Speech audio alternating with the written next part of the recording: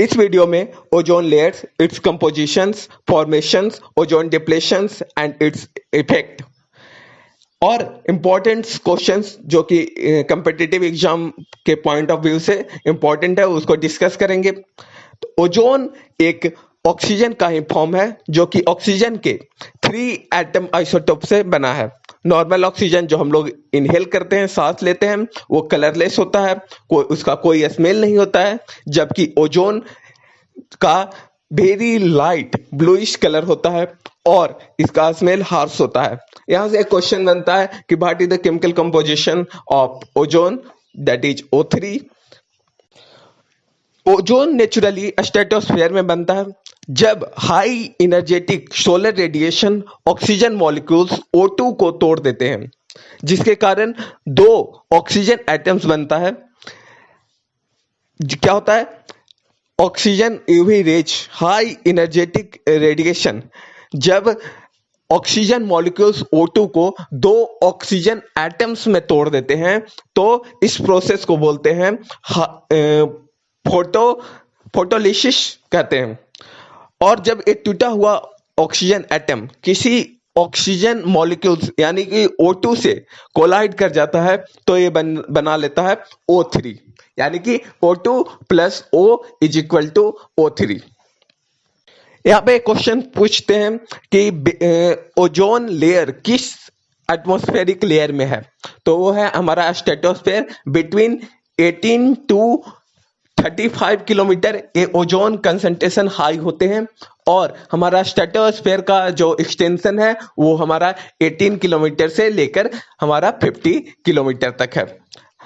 91% of oxygen 91% of ozone of the atmosphere इसी layer में मौजूद होते हैं, यानी कि 51% भाग हमारा ओजोन का एटमॉस्फेयर के टोटल ओजोन का इस ओजोनोस्फेयर में मौजूद होते हैं। टोटल ओजोन गैस का 91% भाग यहाँ पे होता है। ओजोन लेयर हम सन से आ रहे यूवी रेज से को ऑब्जर्व कर हमें हाई फ्रीक्वेंसी यूवी रेज से बचाता है। ओजोन लेयर को सर्वप्रथम 1913 में चार्ल्स फेब्रे एंड हेनरी ब्यूसन ने डिस्कवर किया। बाद में इसके प्रॉपर्टीज को GMB डॉब्सन ने डीपली अध्ययन किया। डॉब्सन ने ही एक इंस्ट्रूमेंट डेवलप किया था, स्पेक्ट्रोफोटोमीटर्स, जिससे ओजोन लेयर की थिकनेस कंसंट्रेशन धरती से ही मापा जा सकता है। इससे डॉब्सन मीटर भी कहा जाता है क्योंकि उन्होंने डिस्कवर किया था। और यहाँ पे एक क्वेश्चन पूछे जा सकते हैं कि हमारे ओजोन का नॉर्मल थिकनेस क्या होता है, तो वो होता है हमारा 300 टू 350 DU। DU क्या है? DU डॉब्सन यूनिट, यानी 1 Dobson unit is equal to 0.01 millimetres. अगर ओजोन लेयर का कंसंट्रेशन 200 DU से नीचे हो जाए तो समझिए कि ओजोन होल या ओजोन डिप्लेशन स्टार्ट हो गया है। ओजोन डिप्लेशन सर्वप्रथम अंटार्कटिका के ऊपर ऑब्जर्व किया गया, जिसे जॉय फॉरमैन, ब्रेन गार्डिनर और जॉयनाथन ने अपने एक रिसर्च पेपर में अनाउंस किया था। अब ओजोन लेयर्स या ओजोन डिप्लेशंस का मेन कारण यानी कि इसके होल होने का कारण क्या है, तो वो है CFC गैस, क्लोरोफ्लोरोकार्बन्स। एक बार जब एसी फ्रिज से एटमॉस्फेयर में घुल जाते हैं तो ये 20 से 120 साल तक ये डिस्ट्रॉय नहीं होते हैं। कहाँ? लोअर एटमॉस्फेयर में। इनको डिस्ट्रॉय करने के लिए चाहिए यूवी रेज, जो कि हमारे लोअर एटमॉस्फेयर यानी कि ट्रोपोस्फेयर में मौजूद नहीं होते हैं। वो हमको स्ट्रेटोस्फेयर के ओजोन लेयर के पास ही वो यूवी रेज हमें मिलते हैं। तो ये ना ही बारिश के साथ धुल कर बहते हैं, जैसे मान लीजिए कि नाइट्रोजन ऑक्साइड है वो हमारे एटमॉस्फेयर में है, जब बारिश हुआ तो उसके साथ घुलकर एसिड बनकर नीचे आ गया, सल्फ्यूरिक एसिड, सल्फर ऑक्साइड है तो वो घुलकर आके हमारे वाटर के साथ, लेकिन इसके साथ ऐसा नहीं होता है और ये ना केमिकल रिएक्शन से डिस्ट्रॉय होता है।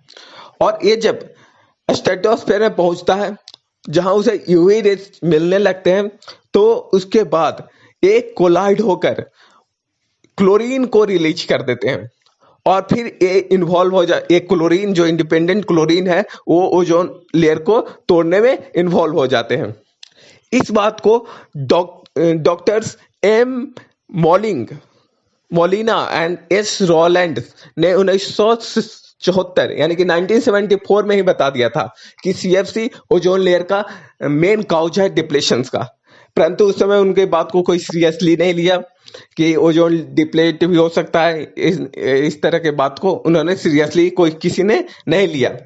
इसके बाद जब फॉरमैन और ब्रेन गार्डिनर और जोनाथन ने जब ओजोन लेयर के डिप्लेशन के बारे में बताया 1985 में, सोचिए 1974 में ही एम मोलिना एंड एस रॉलेंट्स ने बता दिया था कि सीएफसी रिस्पॉन्सिबल है ओजोन लेयर डिप्लेशन के लिए, और उस समय उनको सीरियसली नहीं लिया गया। बाद में जब ये हमारे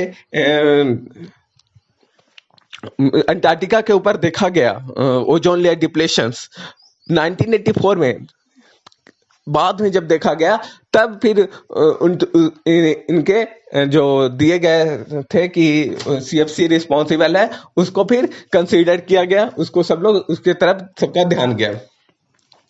तो ओजोन लेयर में होल होने के कारण अगर उसका लेयर पतला हो जाएगा तो यूवी रेज हमारे ट्रोपोस्फेयर में पहुंच जाएंगे अल्ट्रावायलेट रे, जिसके कारण eye disease, skin cancer, skin disease infection हो सकते हैं। तो इस तरह के डिजीज हमारे ह्यूमन को हो सकते हैं। और इसका एक यहाँ से क्वेश्चन ये पूछे जाते हैं कि which countries suffering from eye disease due to UV rays, तो उसका नाम है चिली। ठीक है, और यहाँ एक क्वेश्चन और बनते हैं कि ओजोन लेयर प्रोटेक्शन डे कब मनाया जाता है? World ozone layer protection day, तो वो है हमारा 16 सितंबर। तो एक क्वेश्चन और पूछे जाते हैं कि क्लोरोफ्लोरोकार्बन जो है सीएफसी, उसको क्यों रिप्लेस नहीं किया जाता है, तो और इसको किस गैस से रिप्लेस किया जा रहा है? तो अब रिसर्च के बाद पता चला है कि हाइड्रोक्लोरोफ्लोरोकार्बन जो कि ओजोन लेयर को डिप्लेट नहीं करता है, और ये हमारे क्या बोलते हैं जो पर्पस है सीएफसी यूज करने का वो भी फुलफिल हो जाता है। तो इसलिए अब सीएफसी की जगह एचएफसी किया जा रहा है यूज। Thank you. के यूज को कम किया जा रहा है।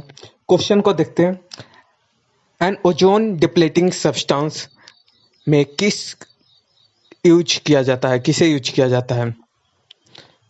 तो राइट आंसर है third, cooling applications and manufacturing of foam product like spray and deo etcetera.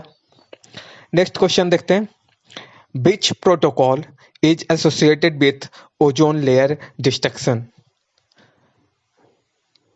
Which protocol is associated with ozone layer depletion?